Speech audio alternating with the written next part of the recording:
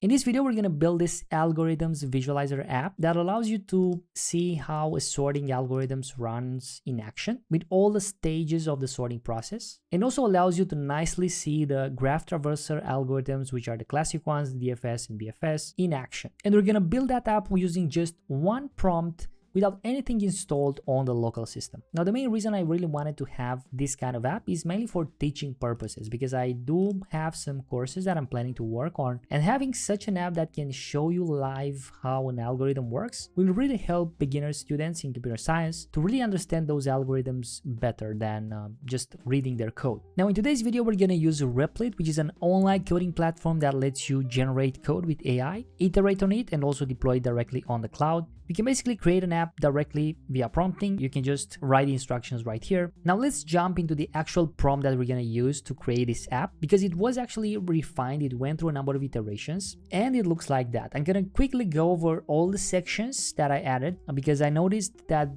they matter in different ways. So first of all, I start with the actual goal of the application I want to build. I want to build an algorithms visualizer, which would be just a web app that only has the front end part, because algorithms can definitely be implemented in JavaScript or TypeScript. We should have particular design, some modern cards, and the tab switcher with sorting and graph, because I want to see sorting algorithms, but also graph traversal algorithms. And then a few words about the text files, stating that I just want to have the front end only, no particular frameworks. And then global requirements. 2 tabs want to be visible at a time, and also the ability to stop the animations, right? Because when I start visualize, I'm gonna have a button called visualize. I want to see how sorting happens in action. Few details about the design of the app, and then I'm starting to add details about the sorting tab. So basically, I want to have a drop down with those algorithms, and I want to have a slider where I can adjust the speed of the animation. And then I have the main buttons, right? I want to generate an array randomly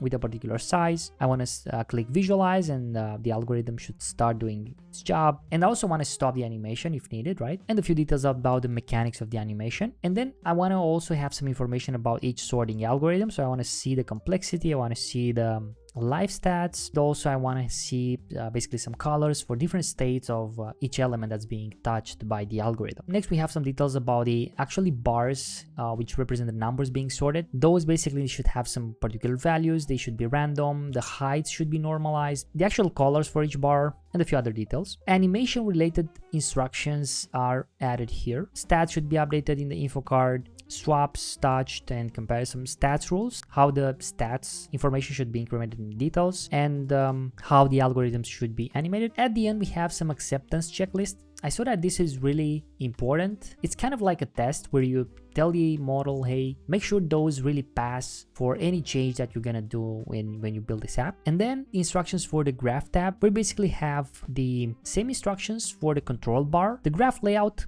in this case, I want to have a different layout compared to the sorting tab. I want to have 2 graphs side by side, DFS and BFS, so I can see those algorithms running parallel on the same graph. Instructions on how the graph should be generated, followed by the graph traversals instructions. I want to have DFS on the left, stack-based deterministic DFS using the adjacent list, and BFS on the right using their classical algorithms. They always start with A and they run concurrently, so I can actually see them in action. Deliverables and the final acceptance checklist. This is the actual prompt. It, as I mentioned, it went through a number of iterations. I actually iterated with it using ChatGPT a number of times, and it actually ended up with this particular form. So I'm gonna just copy that one and paste it directly on Replit. As you can see, it kind of created a file here, and we're gonna use basically the agent mode that is fast, quick, lightweight changes. This is available on the free mode, and I'm gonna use this one for this particular demo. I saw that it's pretty good, mostly when you add some detailed instructions like I did in this prompt. So this is how Replit runs in action. As you can see on the center of the screen, I basically have the preview, and on the left side I have the actual conversational interface. Now it started to basically create an environment for the application, and you probably wonder where is actually the code. Well, the code is right here on the right side. It's basically an IDE-like experience here where you can see and modify all the aspects of your application. But the main goal of this demo is to see that it really creates this app in just one prompt without any other changes.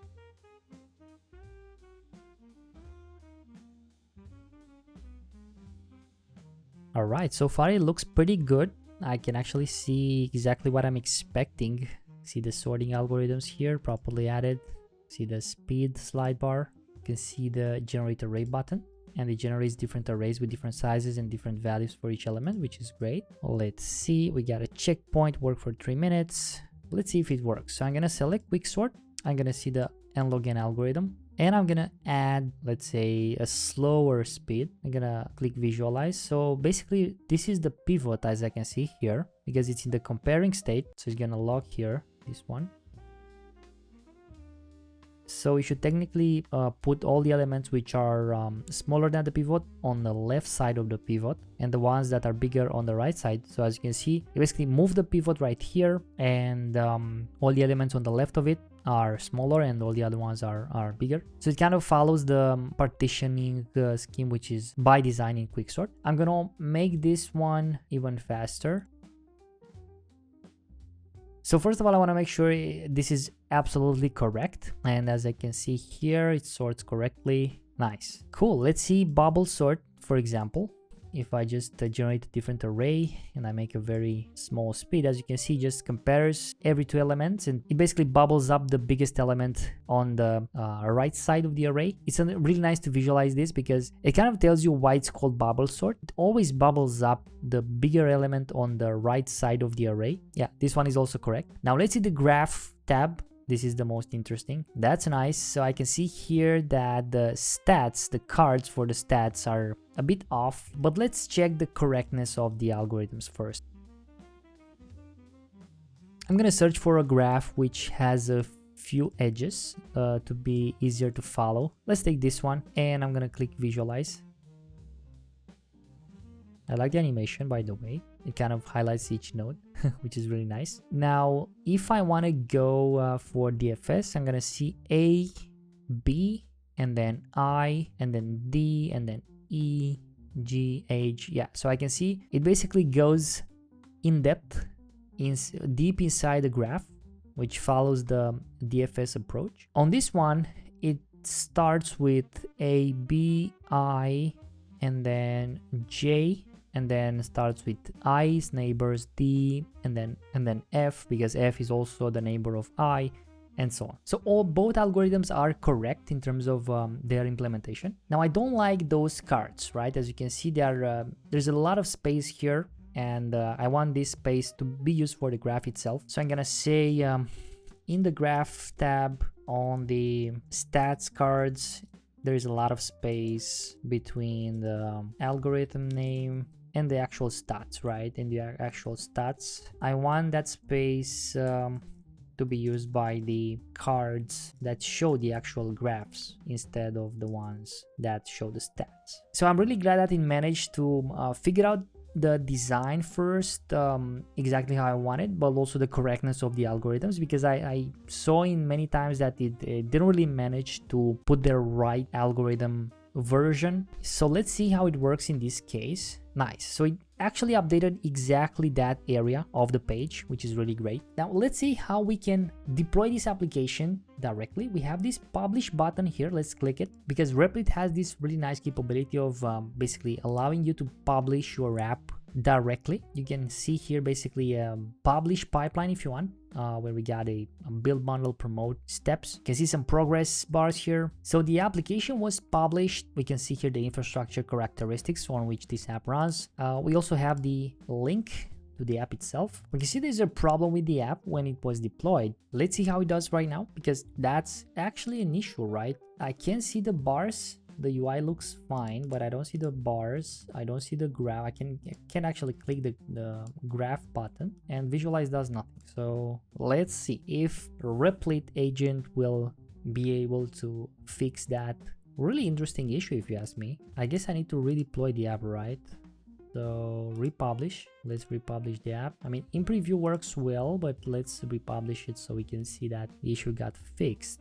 Amazing. So Replit was able to actually fix the issue that was quite hard to debug, if you ask me. I'm not an expert on front-end, but looks like it really did that. So if I go on quicksort and I just test the app really quick, seems to work well. If I go on graph, can see the traversal here really well. Nice. So that was the way we can actually build this really nice app in just one prompt without installing anything on the local system. So with that, I'll see you in the next video.